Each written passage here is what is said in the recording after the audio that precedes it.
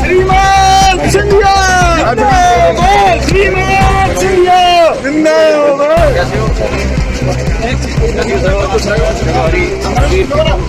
श्रीमान सिंधिया जिंदाबाद।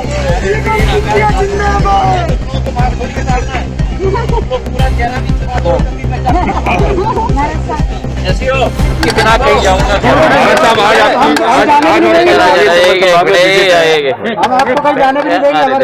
पहले आप लोग सुरक्षित हो, घर पे सब लोग सुरक्षित हैं। आपने पहले पूछ लिया था, सब मालूम है, फिर भी अब मैं आपके सामने कहीं नहीं जाने देंगे। सर 2 दिन का आपका कार्यक्रम है या किस तरह? क्या तीसरी लहर को लेकर कुछ अधिकारियों से कुछ नई तरह से मेरी बड़ी विस्तृत चर्चा मुख्यमंत्री जी के साथ कल हुई है। पहले तो मध्य प्रदेश सरकार को मैं अपने तहे दिल से, मुख्यमंत्री को, सारे हमारे मंत्रियों को, हमारे विधायकों को,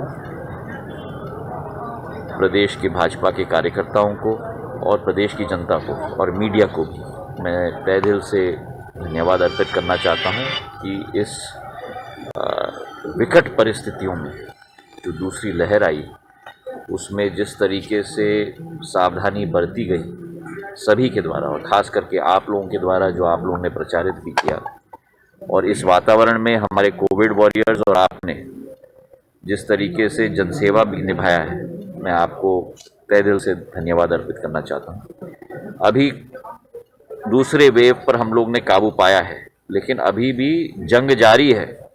ये हम ना सोचें कि जंग समाप्त हुआ है।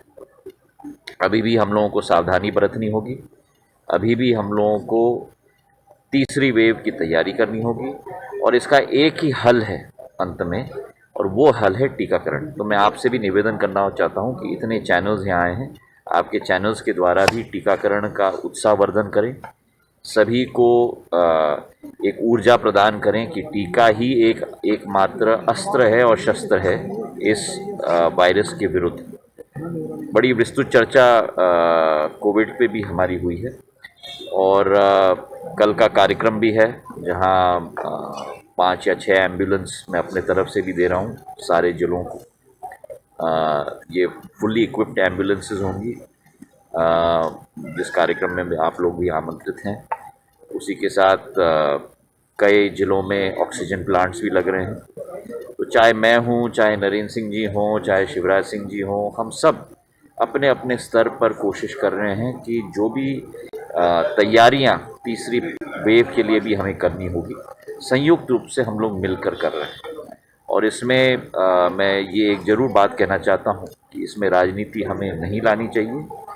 कांग्रेस हो, बीजेपी हो, किसी भी दल का व्यक्ति हो, ये जनता की एक लड़ाई है, विश्व की एक लड़ाई है, और ये विश्व की लड़ाई में हम लोगों को एक साथ होना चाहिए। देखिए, मैंने आपके सब बंधुओं से मैंने भोपाल में इस पर विस्तृत चर्चा की है। मध्य प्रदेश सरकार के मुखिया शिवराज सिंह चौहान जी हैं। उनके नेतृत्व में पिछले 16 महीनों में जिस तरीके से इस कठिन परिस्थितियों में सरकार ने इतना बेहतरीन परफॉर्मेंस दिया है, मैं उनको धन्यवाद अर्पित करना चाहता हूं। बधाई नहीं केवल, लेकिन धन्यवाद अर्पित करना चाहता हूं कि उनके नेतृत्व में ये सब संभव हो पाया है। नेतृत्व परिवर्तन की चर्चाएं कहां से चल रही हैं मुझे नहीं मालूम, लेकिन मैं एक सौजन्य भेंट और कोविड के विषय पर और संगठन के विषय पर चर्चा करने के लिए भोपाल में मैं गया था और बहुत लंबी अच्छी चर्चा हमारी हुई है प्रदेश अध्यक्ष जी के साथ, प्रदेश संगठन मुखिया के साथ, मुख्यमंत्री जी के साथ, कई मंत्रियों के साथ, और उसके बाद आज मैं ग्वालियर आया हूँ।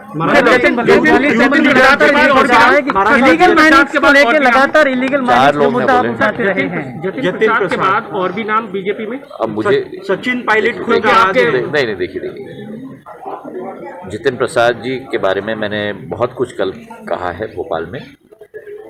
मेरे साथ मेरे सहयोगी के रूप में, मेरे सहयोगी मंत्री के रूप में, मेरे छोटे भाई के रूप में हम दोनों ने साथ में काम किया है।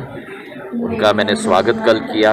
मुझे बड़ी खुशी हुई कि एक पारिवारिक संबंध उनके साथ था ही, लेकिन एक राजनीतिक संबंध भी उनके साथ अब दोबारा जुड़ चुका है।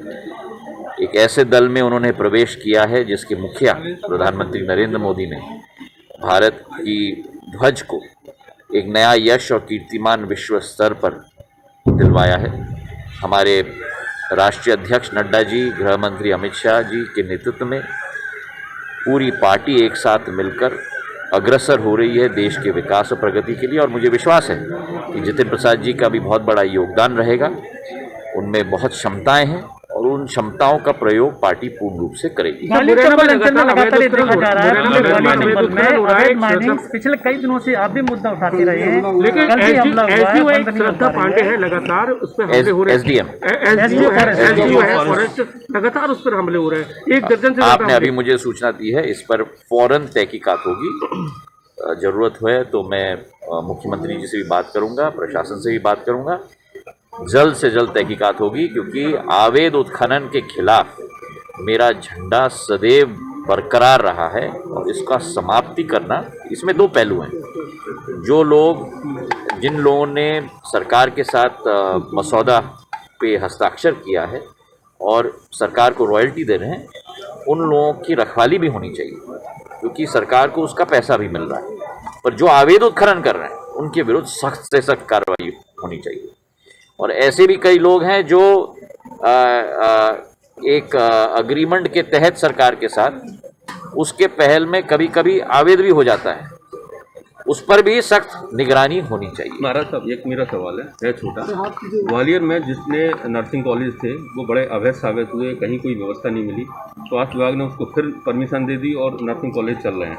उन पर अगर व्यवस्था होती तो ये स्थिति नहीं आती ग्वालियर में। जरा आप मुझे लिखित रूप में दे दें, मैं फौरन आप जानकारी ले सकते हैं। नहीं, आप दे दीजिए ना मुझे।